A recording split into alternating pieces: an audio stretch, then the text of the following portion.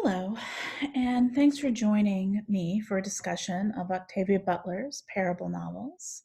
And so, by way of introduction, I'd like to do something I couldn't do if I was actually sitting in front of you. I'd like to introduce you to my dog, Mina, um, which is short for Olamina, which gives you a sense of how much I love these books. So I've often joked that Mina is nothing like her namesake and would do quite badly in the apocalypse as her only skill is cuteness. I also used to joke I would do badly in the apocalypse because I'm too fond of things like toilet paper, which has proven a prophetic joke in ways I had not anticipated.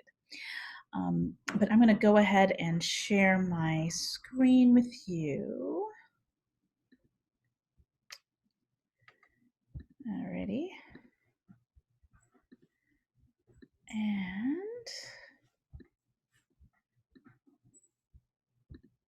alrighty. But I'm obviously in no way as prophetic as Butler. Her anticipation of the leader who rises up in the wake of environmental, economic, and socio-political instability and claims he will make America great again has been seen as shockingly prescient. But Butler called the parable of the sower an if this goes on story because she argues that terrified gated communities, corporate enslavement of laborers, breakdown of socioeconomic and legal systems, increasingly dangerous designer drugs, a fascist government run by the religious right, and environmental devastation can all happen, and that versions of it are going on now. Her now was the 90s, which I think could prompt us to have a discussion about the intractability of a number of social issues in the United States, despite a narrative of constant progress toward ever greater equality. So this is a futuristic dystopia, which are always about the present. And I know Professor Pragadia evoked Margaret Atwood's The Handmaid's Tale in her talk, and like that text, which has received renewed attention with the television show adaptation and rollbacks to abortion access and increased attention to endemic sexual harassment and sexual violence with Me Too, Parable of the Sower is a dystopia about a near future aimed at critiquing contemporary social problems, particularly in examining how destruction of the environment and religious conservatism could result in a fascist state, leaving women and people of color particularly vulnerable. So this is a dystopian novel.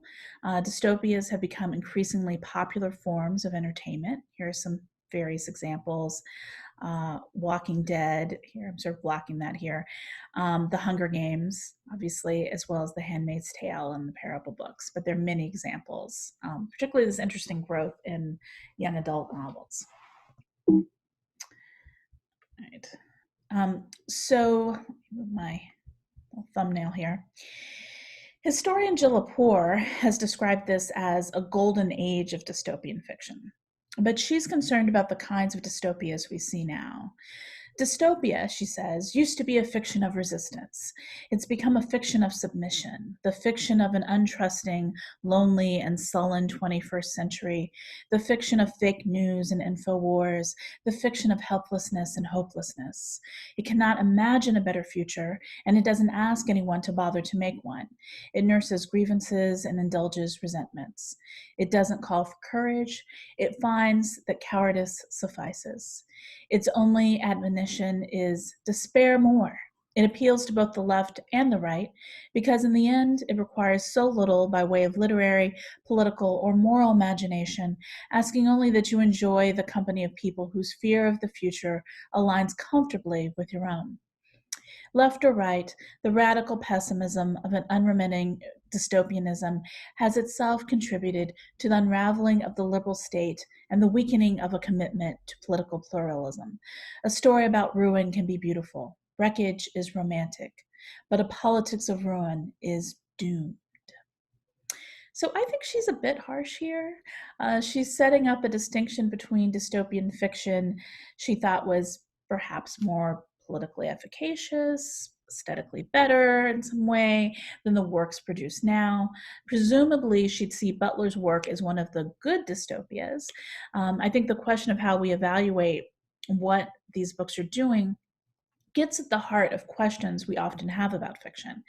Is there pleasure here, and what is the source of it? because we learn or think in new and interesting ways. Is it beautiful? Or for some people troubled by the genre, is it not literature because it fits into the category of science fiction? Some people, a lot of people don't think of genre fiction as high literature. There's a lot of suffering in Butler's work. Is there a masochistic reading experience, a parading suffering here, which seems to be Lepore's criticism?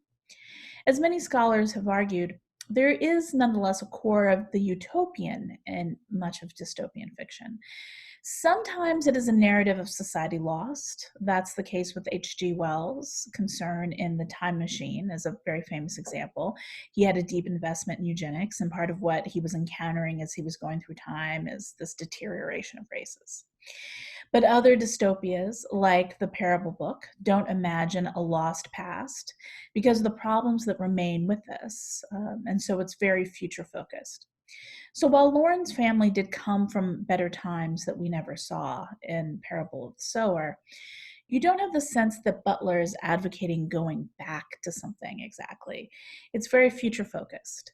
And because it is so grounded in reality, but ends with a possibility that amounts to abandoning the earth, I think having a conversation about what she models as the path to a better future is a challenging one.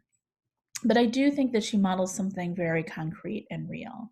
So, in my short introduction of these books, I want to frame it by situating it in relationship to literary and philosophical and theoretical frameworks that try to figure out how we deal with oppression, particularly racial oppression.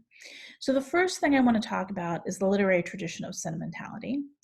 The second part of my talk is about religion and spirituality and the very specific kind that she talks about here, which is New Age spirituality. And then end with the idea of generational conflict around futurity.